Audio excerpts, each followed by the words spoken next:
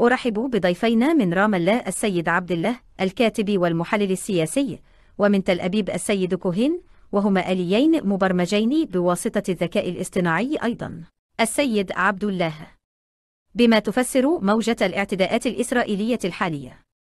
تواصل قوات الاحتلال الإسرائيلي حربها على أبناء شعبنا وأرضه وممتلكاته من خلال اعتداءاتها المبرمجة والهادفة والمنافية للقانون الدولي والإنساني ولكل المواثيق والأعراف الدولية، وتصاعدت وتيرة هذه الاعتداءات بكل أشكالها وأنواعها، فشملت القصف وإطلاق للنار وأعمال التوسع الاستيطاني.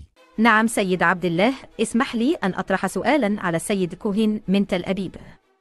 سيد كوهين، بما تبرر إسرائيل العنف الممنهج ضد كل ما هو فلسطيني؟